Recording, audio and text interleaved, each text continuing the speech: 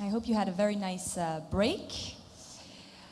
I don't know about you, but I thought that these first two presentations were very enlightening, extremely different, but talking about the same thing. And already things are being much clearer in my head. And there are interesting connections also to be made between both conclusions of Maxime and the work of Patti. So now it's time to see how we can bring these elements into the context of the work of a city. I'm happy to have with us 4 representatives, 3 of Délice member cities and 1 of a guest city, Istanbul. Welcome to all, and thank you for being with us. So I'll introduce our speakers to you for this afternoon. So Gülayşe Eken is Director of Tourism for the Municipality of Istanbul, in charge of defining the tourism strategy for the city and leading the promotion actions for the destination. Next to her, we have Catalina Garcia Sterling, who came all the way from Cali, Colombia. She is the Executive Director of Cali Valle Bureau. And within the Bureau, Catalina is making sure that Cali gets on the map of the top cities of Latin America, mainly through salsa and food. Next to Catalina, we have Ivarian Leren, who is Senior Advisor for the Rogaland County Council, in charge of many different topics, including food. Ivarian is also a former chef. Many of you may not know that. And he uses his knowledge and skills for the purpose of the main city of the county, which is Stavanger in Norway. And last but not least, we have Olivier Marrett, who is acting this afternoon as food expert and not as Délice president. And Olivier is the gastronomy expert for Visit Brussels, in charge of many projects and events related to food and bringing together the city's food scene. So thank you again to all 4 of you for accepting to take part in this roundtable. And so I'll start by asking all of you some questions on our topic on food heritage. And on the second half of this session, I'll be happy to open the room to all of you for your comments and questions to our guests as well. So let's dive right into the discussion with a city that is maybe one of the most fascinating case study for Maxime and Patti to work with regards to food heritage. And I'm thinking of Istanbul. So much history, so many influences have shaped what the tourism department calls today the Cuisine of Istanbul, which is a concept. So Gülayşe, could you tell us a bit more about this definition and what you have decided to include in Cuisine of Istanbul? Merhaba herkese. Hi to everyone. Yes, when we talk about the cuisine of Istanbul, then we can talk about a history of 7,500 years. Istanbul is 7,500 years old, and we are talking about the cuisine of this Istanbul. Byzantine and Ottoman and Turkish cuisines, they have been mixed with each other. And this city has the cuisine has an impact on the history and daily life of the Istanbul. And as the citizens of Istanbul, we are experiencing this. And we would like to show this experience to our visitors. When we talk about the cuisine of Istanbul, the first thing that crosses our mind is there's the Byzantine cuisine, and this Byzantine cuisine dominated also the Ottoman cuisines, and apart from that, up to now, we have still its traces, the traces of the Byzantine cuisine. And there is also a minority population in Istanbul. It was the case in Ottoman time and also at this Republican time. And of course, these minorities, they have their own cuisine, and it has its reflection on the cuisine of Istanbul. And so there is the Armenian cuisine in Istanbul, and we are seeing the Armenian cuisine as our own.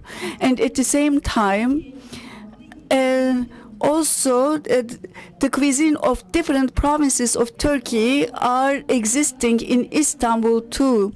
And therefore, we are talking about a synthesis cuisine. And apart from that, when we talk about Istanbul, then we see that this is a city which is surrounded on 3 parts by sea. And therefore, shipping is very important, fishing is very important for Istanbul, and fish, the totally different types of fish is available. When we talk about Istanbul, then you immediately think of raki and fish.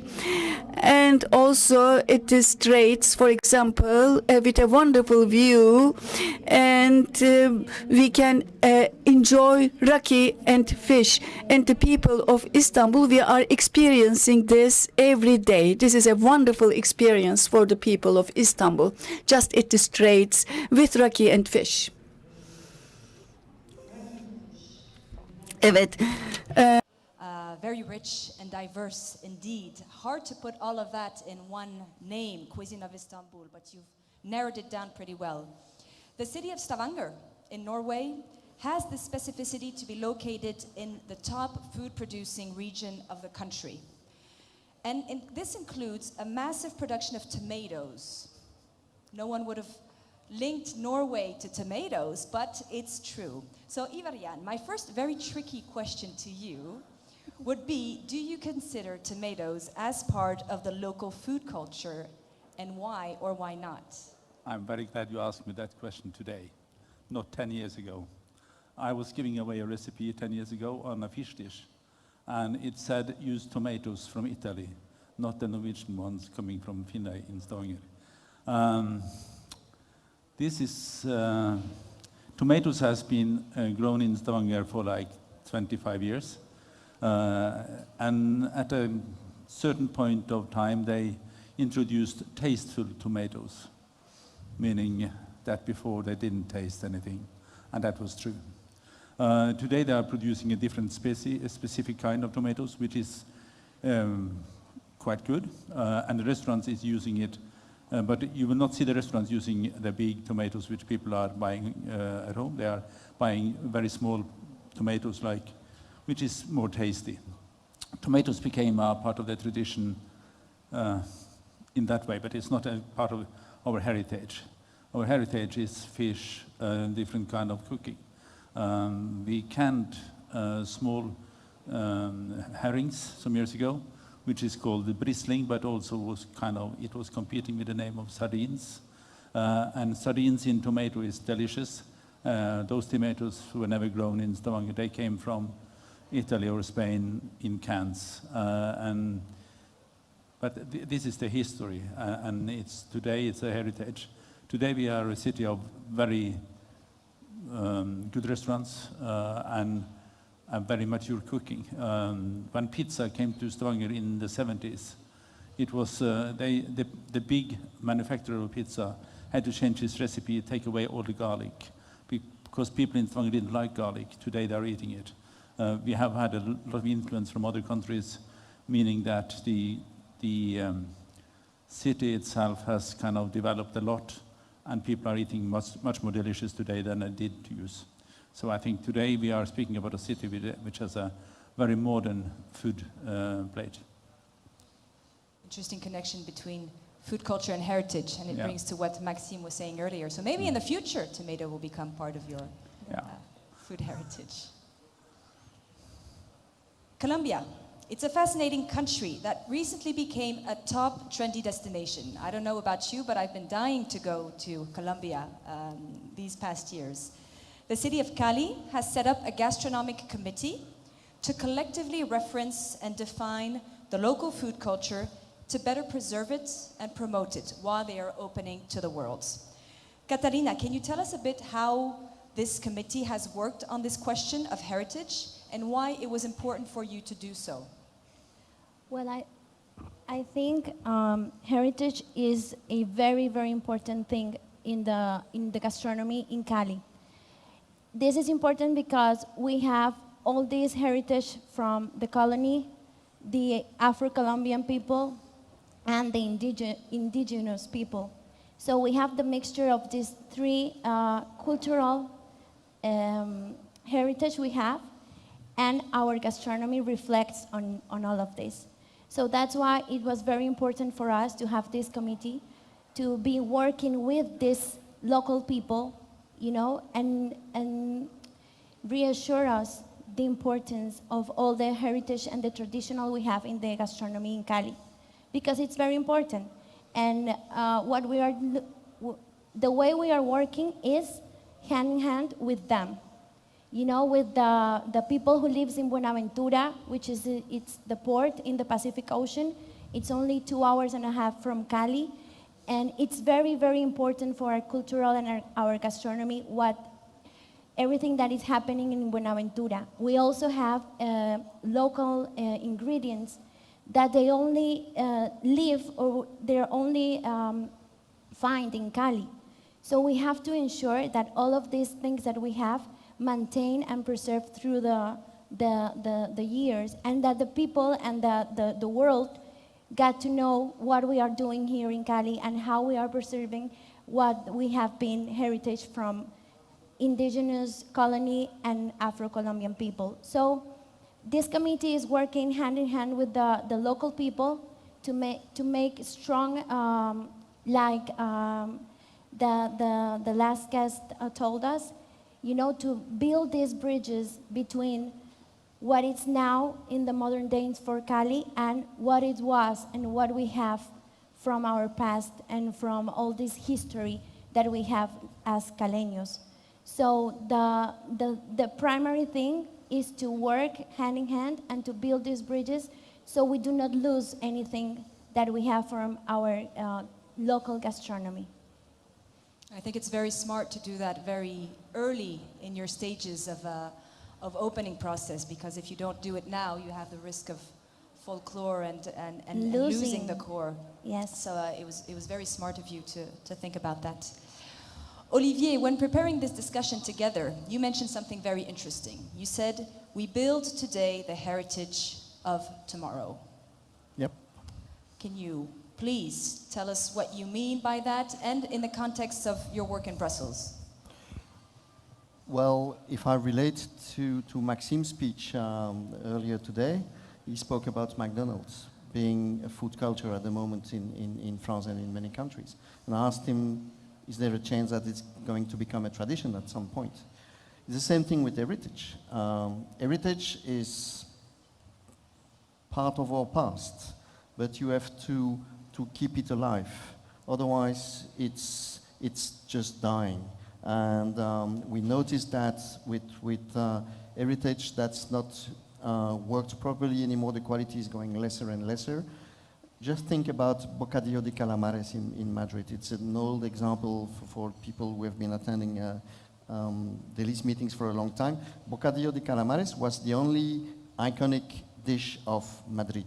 Madrid doesn't have a specific culinary scene.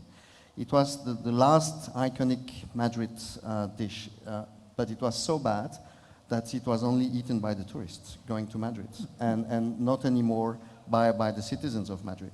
So there was a very big risk that would die. So Madrid has been very clever, and they've organized a contest between the chefs to make a new classic dish, a new Bocadillo de Calamares. And I don't know if they've succeeded with that, but the contest has been very popular, and many chefs have been into, making this dish alive again. And I think this is a part of our job. We cannot invent traditions or heritage. It's difficult, but we can. The first thing we can do is make sure, as a tourist board, that we focus on the best players in town and try to improve the quality of the dishes.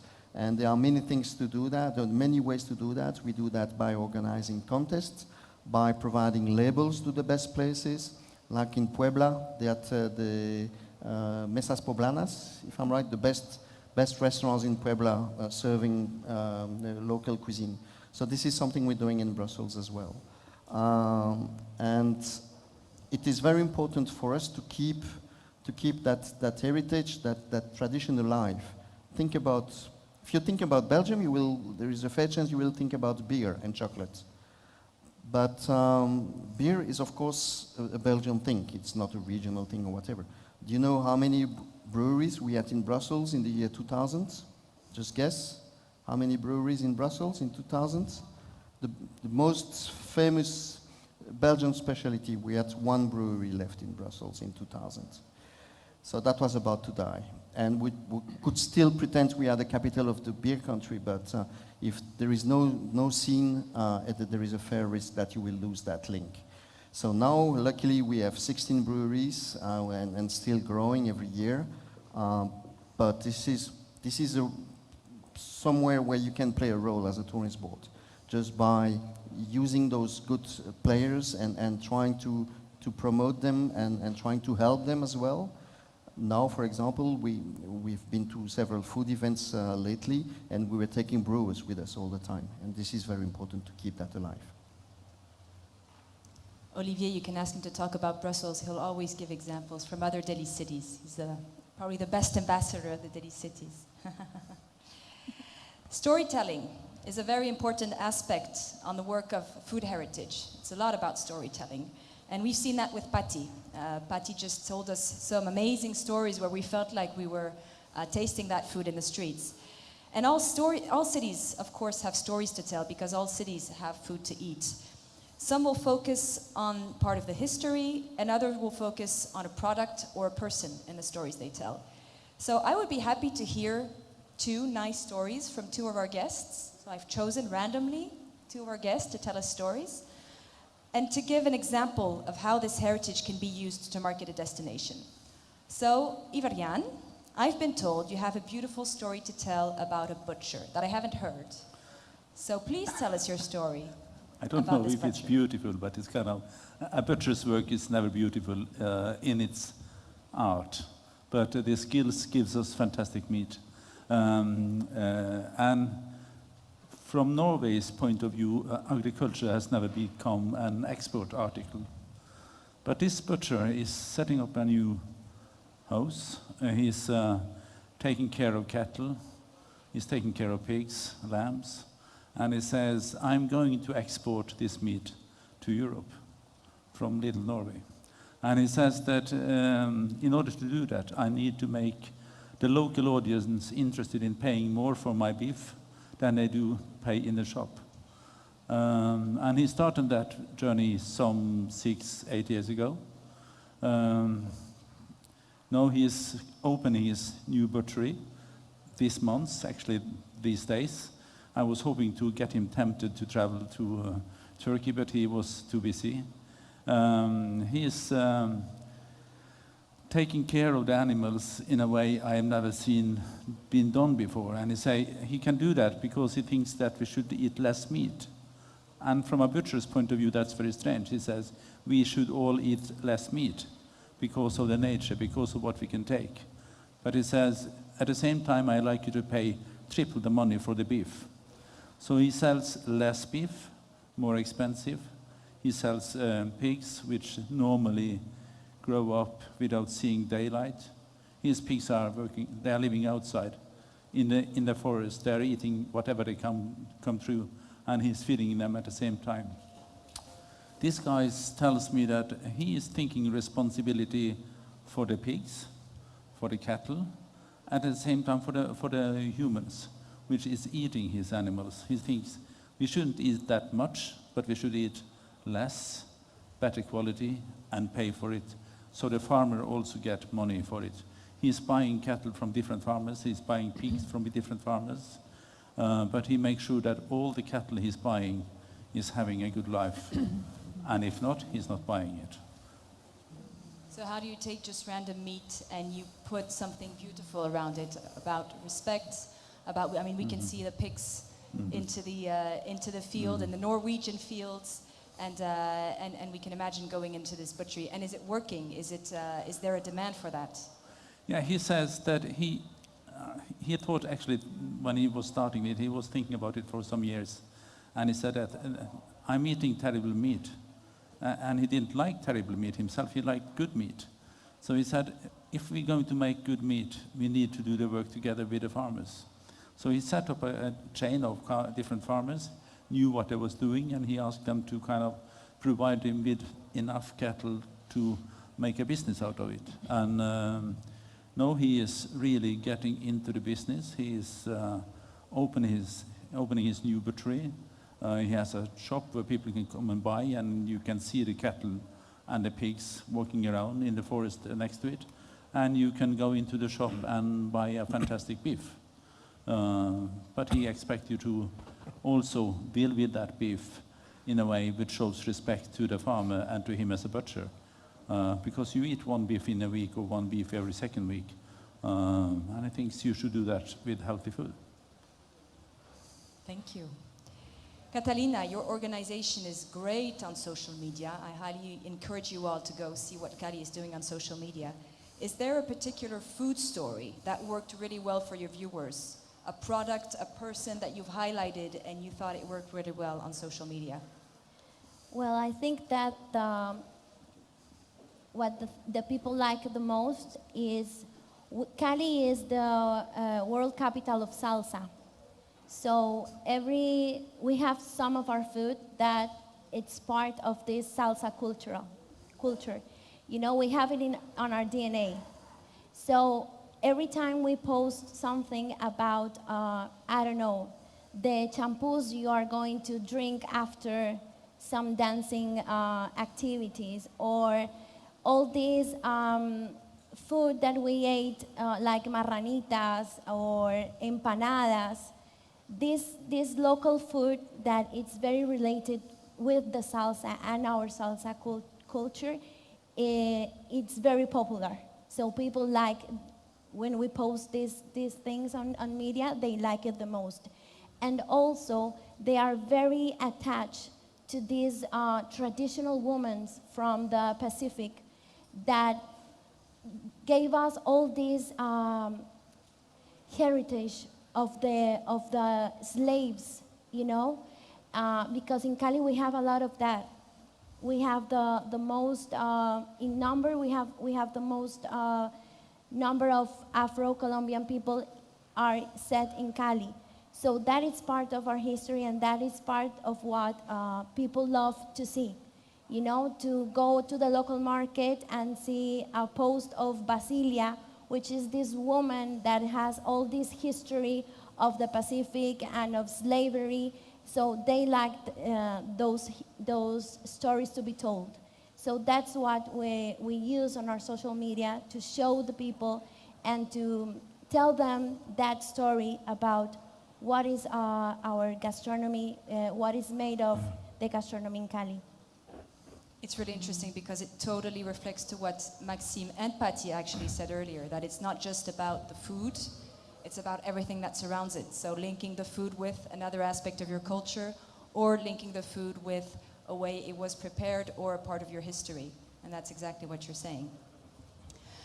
We've talked previously about the need to preserve the food heritage and ensure that the quality remains. Olivier, I have another question for you before I go on to Gulayshe. Can you please tell us a bit about your search for quality and the different initiatives you've set up to make sure that food heritage is well respected in the city? You've mentioned it a bit before, but can you tell us a bit more in details how you run these quality control and contests? Well, my background at Visit Brussels is I'm coming from the events department, which means that I'm still very much triggering that kind of tool when I have to do my job today as a gastronomy expert. So we are organizing our own events, but we are also organizing contests. And for example, the advantage we have in Brussels is that Belgium is a small country and we are the capital city of that country, which means that we can incorporate in our own culture, food culture, any dish, any specialty that's coming from anywhere in Belgium, actually. So we're stealing from the others. So for example, one of the iconic dishes we've got is the shrimp croquette, and it's not from Brussels, it's from the seacoast. But we were the first ones to organize a contest, and we've done it twice. And the funny thing is that now the home city of the shrimp croquette on the seacoast is now organizing a contest as well, which is very funny. But it is incredible how it worked. Because the winner, it has been twice the same winner, has been selling like thousands and thousands and thousands of shrimp croquettes thanks to that. So this is very effective. And also a little trick we used is there was a jury. I consider that Visit Brussels is not the one who's supposed to say you are good, you are bad. We're just a kind of in-between tool. So I've been using journalists, food journalists. So all the members of the jury have been writing about that contest, which was also providing us a big media coverage on the contest. And we had live TVs on the contest, etc. So that's working really well. Another thing we do also with journalists, we do labelize the best Belgian cuisine restaurants. It's very simple. We do it a bit like Michelin inspectors would go in a restaurant and give a report and say yes or no, it's good or it's not good. This is what we do. So the journalists get a kind of report to fill when they go to a restaurant, and then they can decide whether this restaurant is going to be labelized or not. So we are, as a tourism board, we're not making the decision ourselves. Because our duty as a tourism board is to be in contact with the whole sector and not to say you are not good, we don't give you the label. So we use specialized people, food journalists most of the time. We're going to do the same thing with beer. There's a big project in Brussels that's going to be set at the end of 2023, which is going to be kind of a similar project than you have in Bordeaux around wine, but it's going to be around beer, and we expect more than 500,000 visitors a year. Sorry, it's more reasonable. If you exit to the left of that building, you go to an heritage cafe that's really bad, and if you exit to the right, you go to an heritage cafe that's really good. And so it is important for us to be sure that the customer experience is going to be good. So what we're going to say and what we're going to do is just try to make a list of the good cafes with different categories. Like an heritage cafe doesn't have to have 50 craft beers. We don't care about that. It has to be nice service, decent prices, etc. So this is something that we can. These are not very expensive projects for us to run. Like the shrimp croquette contest is costing us less than 10,000 euro a year to organize that contest and communicate about that. But these are very efficient tools for us. And we notice as a result of these initiatives that we have more and more people saying, okay, I want to participate to that contest, so I've improved my recipe and I want to participate next year. So this is our goal, our target is to improve the overall quality of a product. Making sure heritage remains, but with quality, to meet the demand and to make sure that this heritage is consumed by locals and tourists. Gulayshe, Istanbul, you told us, is planning on opening a gastronomy museum. So Brussels will have a beer museum, Bordeaux has a wine museum, and Istanbul will have a gastronomy museum. Interesting projects. Does this project aim to preserve food heritage and turn it into a tourism activity? Or do you intend to present the great diversity of your heritage, or does it aim to promote the more creative aspect? Can you tell us a bit the intention of this museum and what it aims to achieve?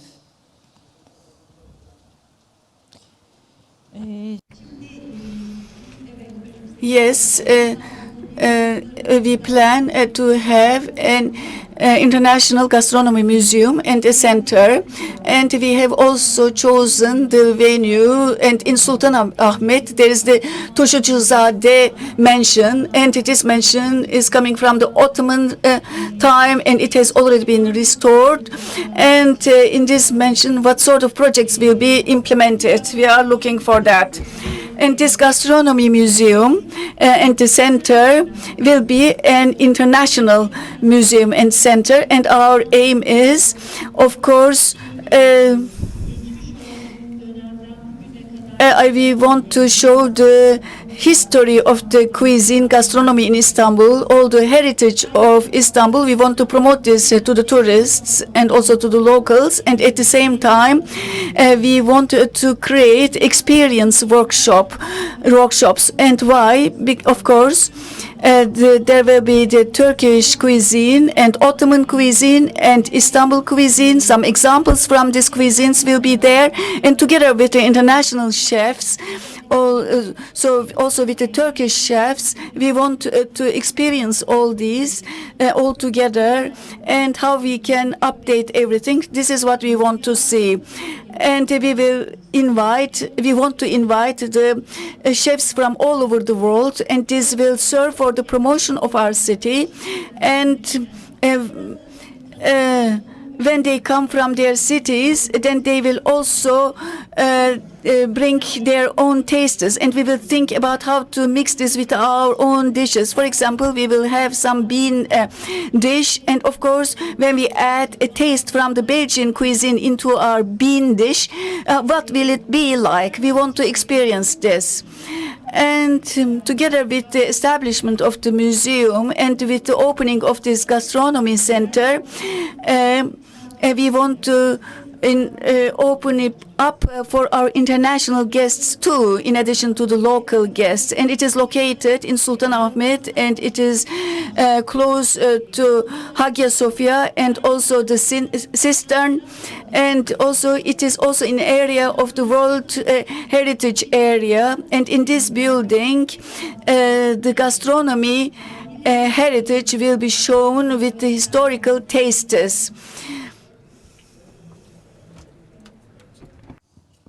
Thank you. What's interesting is that when you say museum, you tend to see things that are frozen. But in your project, you are looking to, by bringing some international touch to it, bring creativity. So it will be about the local heritage, but always in the movement and always evolving. And I think you're such an international city that it would make complete sense to bring in an international touch to it. When is the museum meant to open? Do you have a date already? Tarih olarak The date is at the end of 2022. At the end of 2022, and it will be four-story building. It is out of wood, and just at the entrance, we have got a Visit Istanbul trademark. And this will be a place for the promotion of the city. When the tourist enters this building, this tourist will be informed about Istanbul, and at the upper floors, the Istanbul gastronomy will be promoted to the tourists. And so very soon we will have a book about. We just recently we had a book about the tastes of Istanbul, and in this book there are recipes of Istanbul, and also the past of the dish is being told in this book, and how the local and the people and the tourists are liking this food. For example, the Caucasian food. This has come to the Ottoman cuisine. hayata geçmiş durumda. Burada And in Taksim, there's a Chechen restaurant, and the chef of this restaurant, he explains his own cuisine, and he gives the recipes for this building. And yes, in our museum, all this will be shown. Circassian food will be shown. I would like to talk a bit about creativity, which is also an important aspect that you can link to food heritage, also in the idea of not keeping it frozen. Of course, as food cities, you're all expecting and hoping to see young, talented chefs set up and shine by creativity and new approaches. But we know that foodie tourism is a very small market, and not that many people are traveling to taste the fine dining restaurant in your city. Most visitors are looking for that authentic touch, that local canteen, eating what local eats. So Catalina, can you tell us a bit about the current dynamic in the restaurant of Cali? Is the trend on destination branding more focused on creative restaurants or on daily canteens? So what works best in your promotion strategies? And does it have to be one or the other? And how can you mix both? Well, in Cali we are preserving our traditional taste. So we are not like changing our cuisine. We are not doing that. We are preserving what we have. And the dynamic is to get in touch with these new chefs that are opening new restaurants in Cali and that have these new ideas of how to present the food.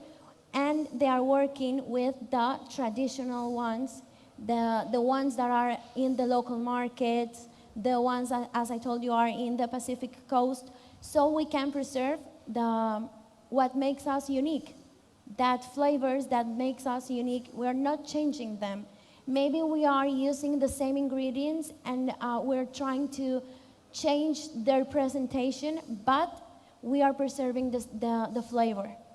That for us is very, very important because that makes us unique even in Colombia. You know, maybe for people in the world, Colombia has one taste, but that's not true. Every single region has its own taste, and Cali has a unique taste because all of these things that made us and that build us as a society. So what we're doing is preserving what we have, preserving what we have historically, and we're not changing it a lot. We are, as I told you, we're working with the new ones and the ones that have all this traditional gastronomy heritage in their DNA so that we preserve our gastronomy. I think that for us it's not either the new or the past ones. For us, it has to be this mixture of both of them. And I think that for us it's really, really important to preserve what we have from as a traditional in our gastronomy, because that's what makes us unique, you know. And these flavors we got in Cali, you are not going to find them in other region in Colombia.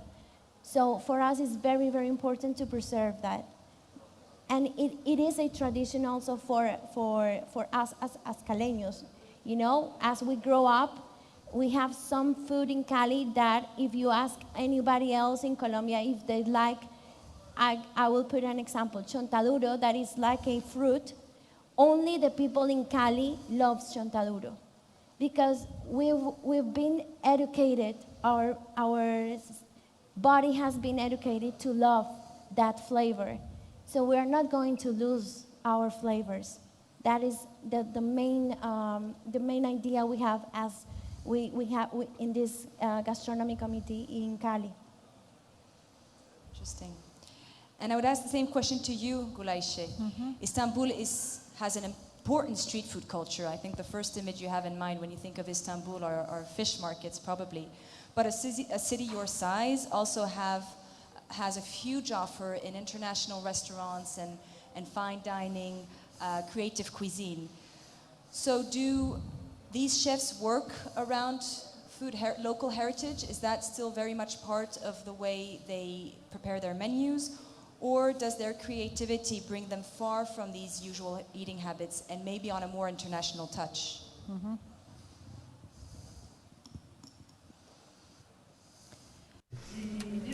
Yes, in Istanbul, we have very successful chefs.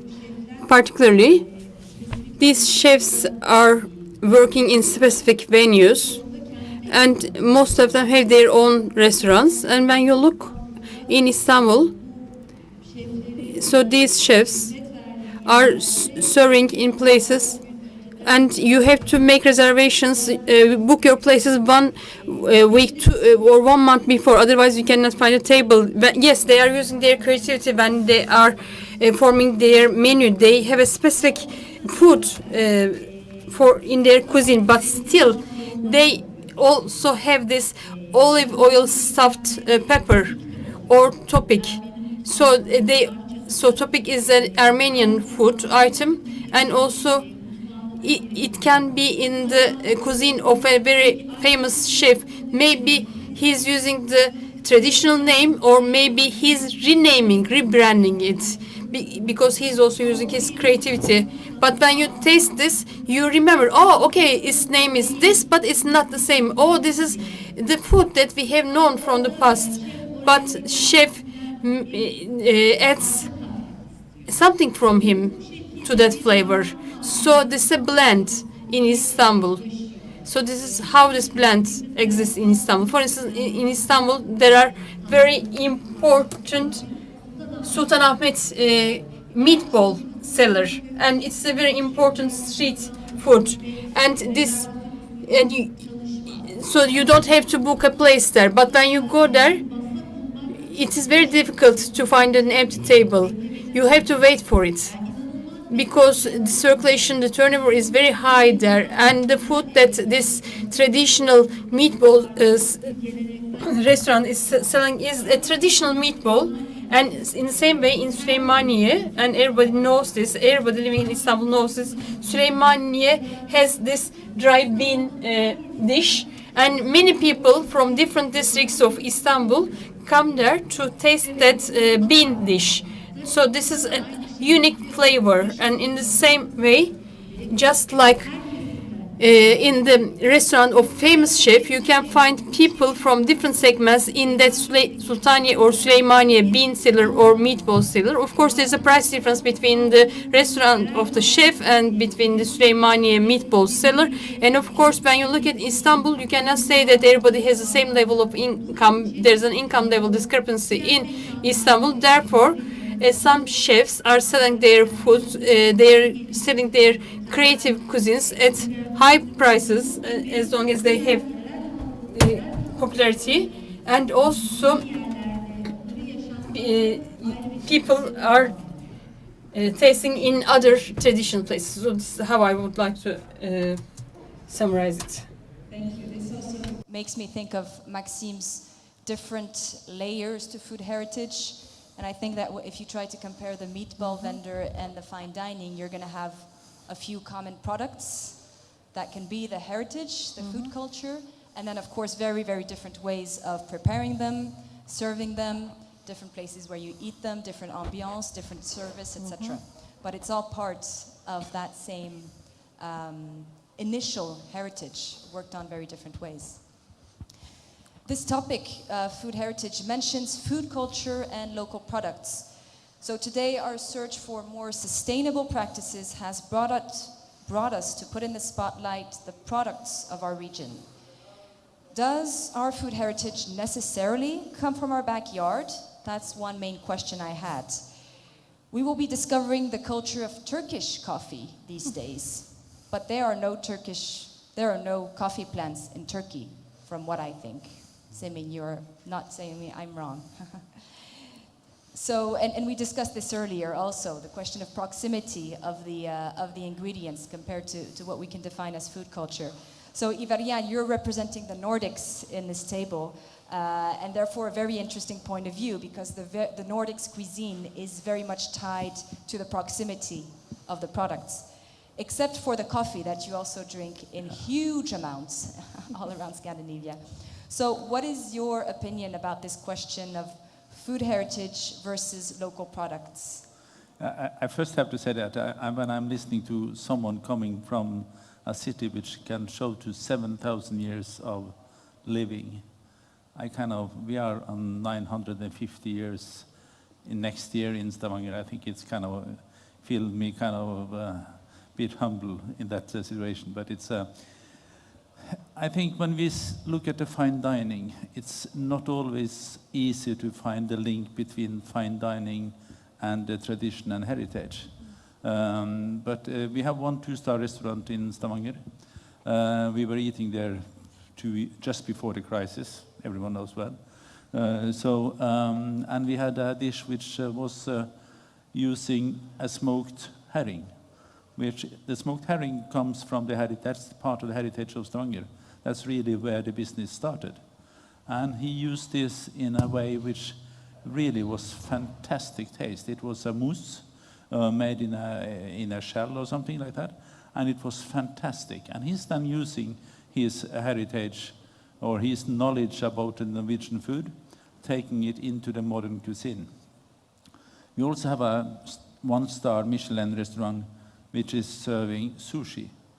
Sushi isn't it's not directly related to the Norwegian history, is it? But fresh fish is. So what happened was that this Japanese guy, he moved to Stavanger, and he realized we had fresh fish, and it was of a fantastic quality. So he said, I can use this fish to renew my understanding of Japanese kitchen. So he took that heritage, he's using, it's not French, okay, there are some French and some, okay. But he used whale, which is kind of a very strange meat, but it is fantastic. It's coming from the sea, and Japanese are used to use it in their sushi. He's using halibut, he's using cod, he's using every kind of fish, and he's searching for new species all the time. What can I use this for? So he's introducing into the kitchen the Japanese rice combined with Japanese cooking style, well, not cooking, but it's making the fish, and serves it on your plate, and it's fantastic. It's really a great way of promoting Norwegian food, and then not linked to our history, but linked to Japanese history, but he's using the Norwegian fish as it is on the plate, and he serves it, and it's fantastic. And is it a restaurant that's attracting locals as much as foreign visitors who are really looking for that very fresh fish? They are attracting like 33 customers every week. They have 11 seats, open 3 nights a week, so you can guess it's, if you try to come there, you'll have to queue in line, but they are... You have to put your tent in front of the restaurant and have a very long stay. And you just hope for get a seat next week. Yeah, but it is the way they develop it, and I think also the 2-star restaurant is much easier to get a place on than a 1-star restaurant, because I mean it's 11 seats, open 3 nights a week. It's impossible. But it's but the way they're using the heritage, and this comes to many of the restaurants in the city. They have kind of looked back on the history and how can we use this. And I see today that the food scene in Stavanger is much more linked to the heritage than it used to be in the 80s when I was working in the restaurant. Because we were serving French food. Today they are serving Norwegian dishes made a new way, linked to the heritage, linked to the history, understanding what's going on with the food, and they are much greater capacity in the kitchen than we were back then. Yeah. Thank you. Looks tasty. I'll have a final question for Olivier before opening to the rest of you for your thoughts. Still on this question of sustainability, how do you as DMO participate in supporting more sustainable sourcing in restaurants? For example, do you focus the projects that you lead on products that can be locally sourced when you talk about the shrimp croquette, for example? Or do you consider the dish before the product? I think that the role we can play is very minor, honestly, because as a DMO we can promote things, so we can promote good initiatives, but I don't think we can really change the behavior of 3,000 restaurants in Brussels. So the impact we can have is quite limited. Well, we're working with other regional structures that are more focusing on that, on sustainability, local products, etc. So we try to team together and achieve some decent work on that. But honestly, I would lie if I would say that we can play a major role. We can use as an excuse the fact that we have to work on local products, on the local offer, the local producers. This is our job, just to promote Brussels and its producers. So this is a way for us to promote products that are regional, that are coming from the neighborhood. But in terms of figures, this is still quite limited.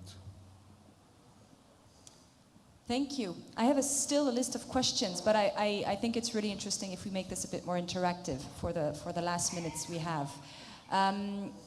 Please open to any comments, question, remarks on situations in your own cities that these comments have made you think of.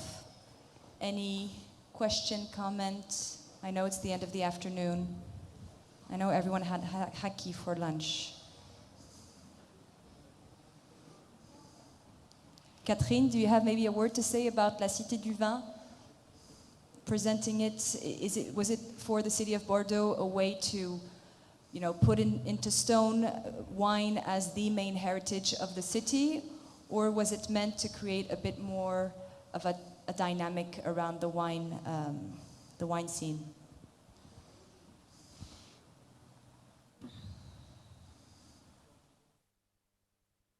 Well, thank you.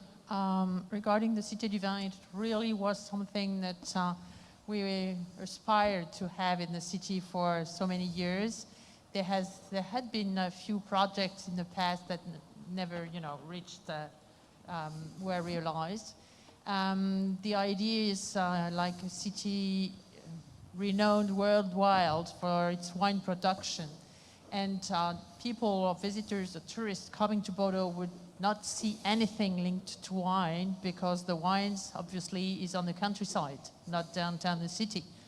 And it was a bit frustrating for everyone coming because of the reputation of Bordeaux, and still going to the vineyards. Of course, this is all what wine tourism is about, but not having any place where they could, touch what wine is. So for us in Bordeaux, it was really important to finally have this hub regarding wine. However, I would like to stress the fact that it's not a place dedicated to Bordeaux wines. It's a place dedicated to wine in its globality. It's about wine culture all around the world, and probably out of the 12 different activities you can have in the permanent visit, there is only one out of 12 dedicated to Bordeaux and Bordeaux wine production. So it's set us maybe still more as the place where wine is considered as part of our global culture. So I think this is interesting to have, it's not a wine museum first. Excuse me, Camille, you mentioned wine museum. It's not a wine museum, it's really a place, very interactive place, etc. And it's not about its place in Bordeaux as we are a central point for the wine, but it's about global culture. So it's interesting. I would like to know if, for example, I think the project you have in Istanbul is probably purely Istanbul focused or not. And I don't know, Olivier, if the beer museum is going to consider other kind of beer or other beer production regions, or is it going to be Brussels or Belgian centered? Maybe Gulaysha? So in the beginning, we wanted to start it as a national gastronomy museum.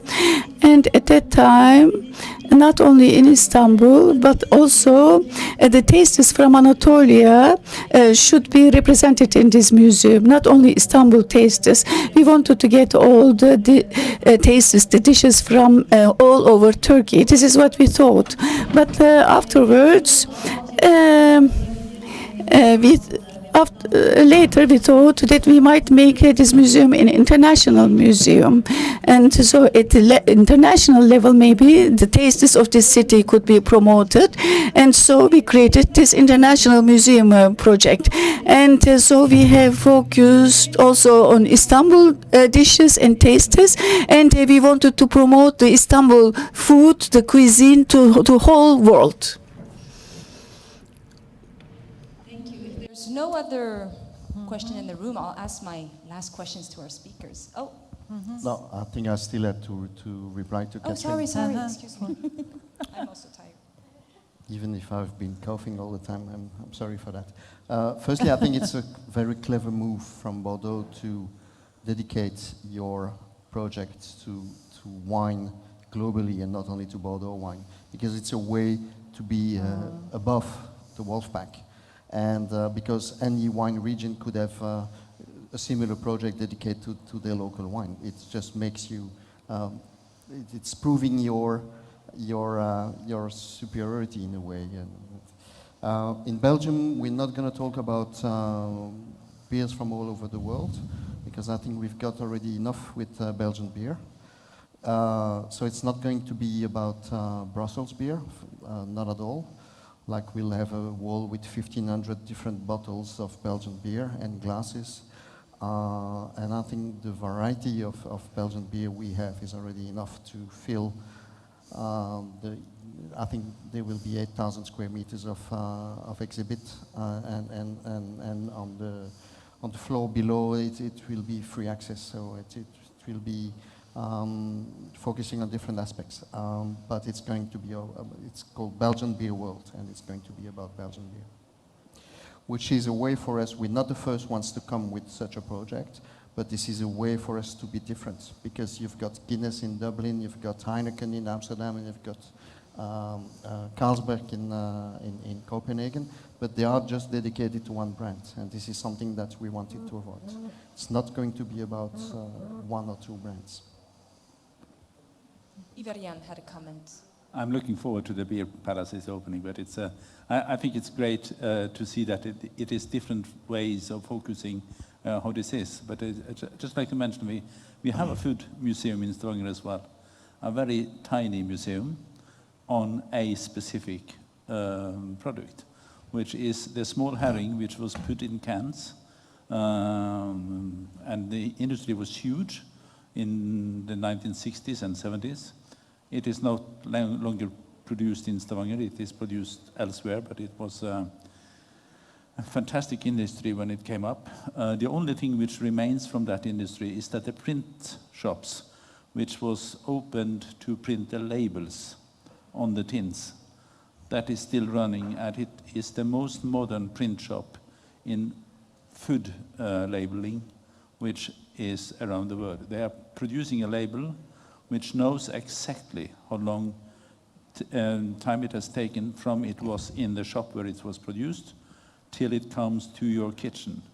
It has an intelligent label which you can read it off in your fridge, and you can know exactly what journey that food has been on, what temperature it's been on, is it correct, is it something bad, and in the future, the guy in the producing facility, he can call up your fridge and say that your meat is something wrong with, because he has looked into his scale and he knows that it's something wrong with that package. Just drop it, come with it to the shop, and you get the money back. So that's the only remaining of it, but the museum is still there, and it's very interesting, and it's just opened. Oh, Thank you. Camille, do you mind if I had one short comment on the previous presentation regarding food heritage? Very short. While we were in that study tour in Malmö back in September, we went to a project called the Disgusting Food Museum. You might have heard about it. And what was very interesting about that is that all the food that displayed there, that we consider as disgusting, is considered as not non-disgusting for some people somewhere in the world, because otherwise it would not exist. And so this is really closely related to our own perception of what's good or bad in food. And you were mentioning this with that fruit that people in Cali are used to eat, so they love it. And some other people who don't have that background won't love it. Mm-hmm. It's just that thing. It's what we consider as disgusting is not disgusting for everybody. And it's very important to know that. Same in the places where we eat. Many tourists coming to Istanbul might not be comfortable in having their fresh fish prepared in front of them and just cooked, and they might find it unattractive or disturbing, but others will say, this is the real thing and I want to try it. So I think, the perceptions we have on the different ways we eat is something very important. Is there any final comment, or I'll maybe ask my last question so we can try to keep our schedule for today, especially because it's raining, and I've been told that when it's raining in Izmir, the traffic gets a bit hectic. Next May, we will be meeting for the next time in Cali, Colombia, and we will be discovering the work of you and your team, Catalina, on food, and focusing this time on economic development. In Cali, you have a historical heritage of production of the sugarcane. Yes. And my question to you was, how do you work around this iconic product to protect this important sector of your economy, considering the fact that sugarcane is also used in Cali for large production large multinational production of products? How do you work around that super important product that is for your economy? Well, I think sugar it's in all of our gastronomy because of the sugar cane. We are the largest region in Colombia that have these crops of sugar cane, and it came from the colony, you know. Simón Bolívar brought us the sugar cane, so we have a lot of land full with this product, and all of our gastronomy has the touch of the sugar. So we are very protective of the sugar, and I think it is also because it brings us the big things we have in Cali, you know. As you were saying, we have big productions and we have big companies as Colombina, which they make some of the candies, the most popular candies in Colombia are made in the Valle del Cauca, that is the region where Cali is. And Colombina has gone overseas to the USA, to Europe, so they are like expanding our sugar to the world. So we are very protective of it, and as I told you, it is very important for our cuisine to have this product in everything, because we transform sugar. It's not only sugar as you know it. We have a panela, we have from the panela, we have the melado, and all these, how do I say, derivatives from the sugar are present in all of our products in gastronomy, in all of our food. So if it is like, I don't know, 5 in the afternoon and you want to have some coffee, you have some coffee with a piece of cheese and some melao on top of it. We have a lot of our candies that are very, very traditional. We have in Cali there's one this place that is called San Antonio, that is a gastronomy zone in Cali, and they preserve those candies that my father and my mother or my grandmother have when they were children. So we have all these tradition candies, we're still producing them. So if you want to, I don't know, my grandma remembers when she was little and she had this, I will call it like polvorina. You can find it in there. So we are preserving these local people who has these traditions of the sugar cane that transform the sugar cane in so many things that you are going to see if you go to Cali, Colombia. And we have them in all of our dishes. And we have them every day, all day. So you will find that this gastronomy of us is very sweet because of the presence of the sugar cane in all of our products. Because we mix the sugar cane with the corn, we mix the sugar cane with the yuca, with the plátano, with the fruits, because we have a lot of fruits. So I can tell you that the sugar cane is in all of our dishes.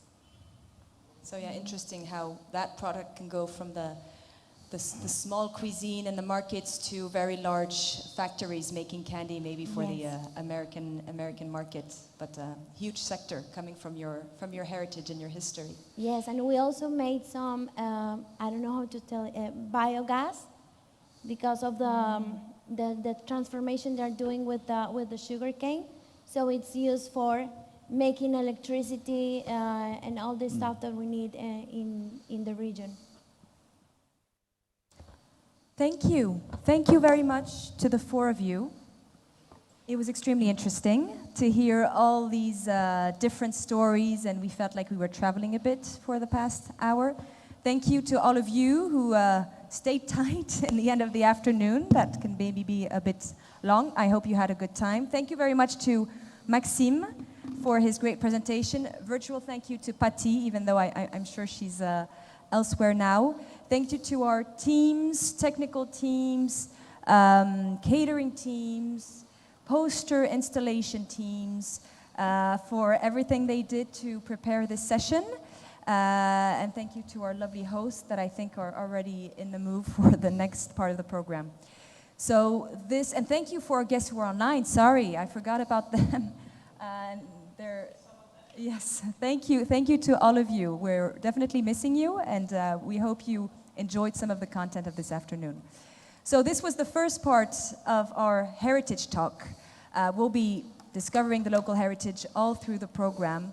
Tomorrow, a full day dedicated to Izmir, hearing experts from Izmir, discovering Izmir, the food markets, how they're transforming the ancient city, meeting with some great food entrepreneurs who have those little boutiques in the old market, so it should be great. Right now, we're going to be headed outside. I think it has stopped raining to catch the bus that will bring us to the hotel. We don't have a long time at the hotel, but we'll give you all the details in the bus. And a few gifts for our speakers.